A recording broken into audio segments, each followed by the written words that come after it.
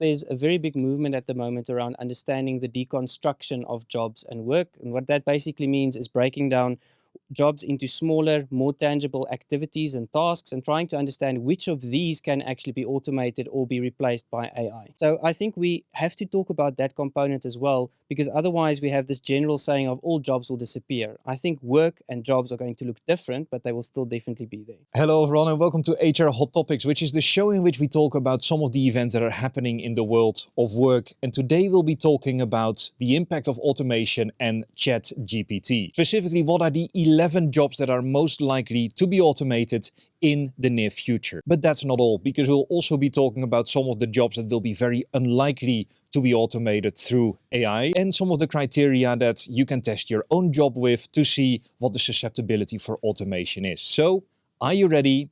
Let's dive in.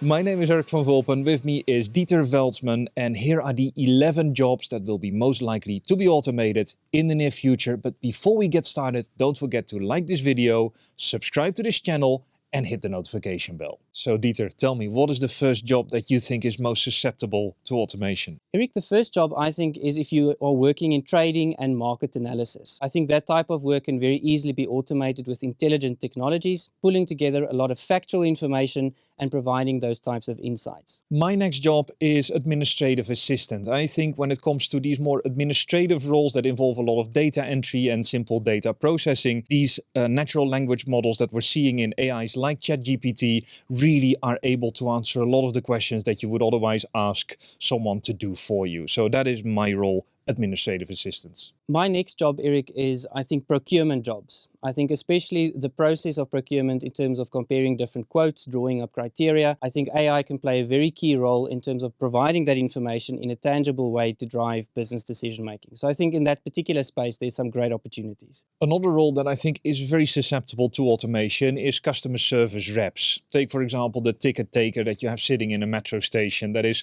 answering customer questions and also taking some payments. Most of that work is very easy to be automated. You can just ask the computer the question, is this the line to X station? And it will give you the answer. You don't need a person for that anymore. I think another role, Erik, is going to be around logistics planning. I think there's some great opportunity there in terms of automation, playing a role around coordinating schedules, dealing with certain changes in schedules, etc. And I think there's going to be a real opportunity there for automation on the one side, but also intelligent technologies just to do that a lot faster. I think we'll see something similar in journalism as well, especially if you look towards more entry-level positions, people who are writing articles and reporting on facts. That is something that an AI can do as well. You just put in the facts and the articles come right out. So I think a lot of those content creation roles will be impacted by ChatGPT as well. The next one, Erik, that I've got on my list, and I'm not going to be popular for mentioning this, is I think some engineering work will no longer exist in future. I think there's some great opportunity there from a ChatGPT and an artificial intelligence point of view in terms of doing some of the basic design work, driving a lot of the work that engineers do currently.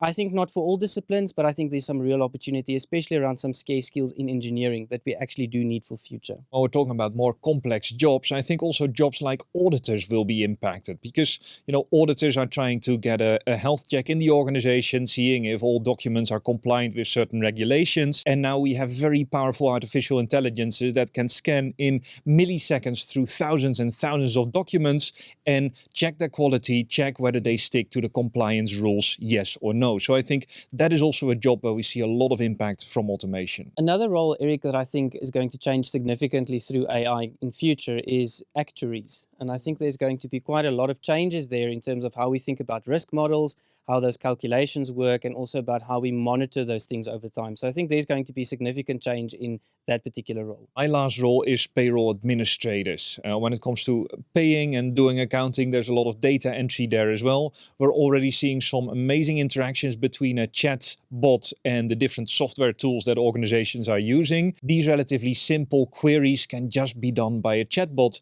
and we'll have many fewer payroll administrators taking care of that work. The last one on my list, Erik, is I think people that work in quality assurance. I think there's a great opportunity there for artificial intelligence to help with that particular process. I also think the ability to pull together complex information and be able to see whether something actually passes the standard and the mark, I think that's going to be a real opportunity for for AI and for automation in future. Now, before we start talking about some of the jobs that will be very unlikely to be automated and what the criteria are for those jobs, let's nuance this a little bit, Dieter, because we've been talking about jobs that are being fully automated. But do you really think that the entire job will be automated? I think we look at that differently, right? I agree with that, and I think there's a very big movement at the moment around understanding the deconstruction of jobs and work. And what that basically means is breaking down jobs into smaller, more tangible activities and tasks, and trying to understand which of these can actually be automated or be replaced by AI. So I think we have to talk about that component as well, because otherwise we have this general saying of all jobs will disappear. I think work and jobs are going to look different, but they will still definitely be there. I think a great example of that, Dieter, is web developers, where you can now show just a picture of a website and then, for example, a ChatGPT or another AI can create that website for you.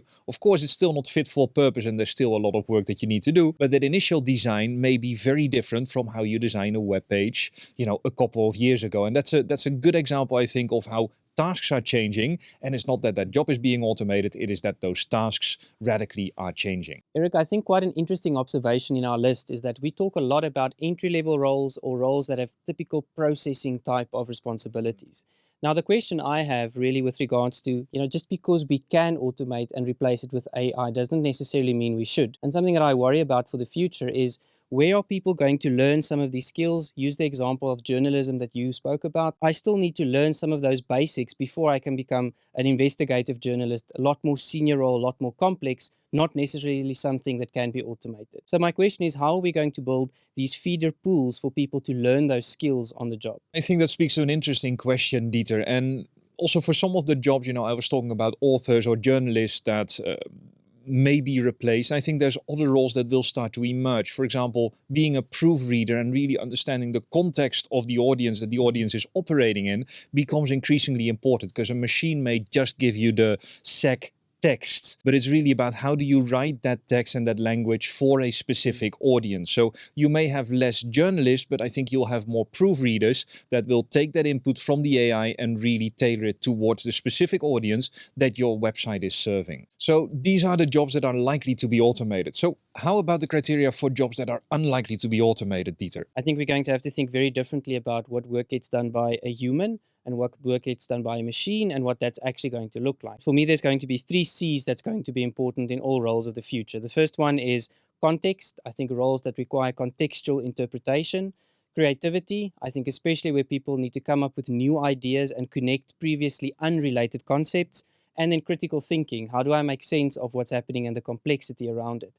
And how do I bring these different parts together that might seem a little bit abstract? Practical examples for me, roles like public relations. I think there's a lot of interpretation that has to happen, with regards to that. Strategy and leadership roles. I think business development type of roles where there's a lot of human engagement and human interaction. And I think closer to HR roles that work in things like diversity, equity, inclusion, and belonging, as well as then the work and people experience. I think definitely there's a lot of opportunity in those roles. So it's definitely not all bad news. Yes, ChatGPT and AI will make an impact on the way we work, but it's really a complementary system. It is not that a job will be replaced. It is just that the job content will change over time. So these are the 11 jobs that are most likely to be automated. And you've also learned some of the criteria that will make your job unlikely to be automated. If you enjoyed this video and you want to see more similar content, like this video, subscribe to our channel and hit the notification bell. That's it from our side of the desk. Have an amazing day. Bye-bye.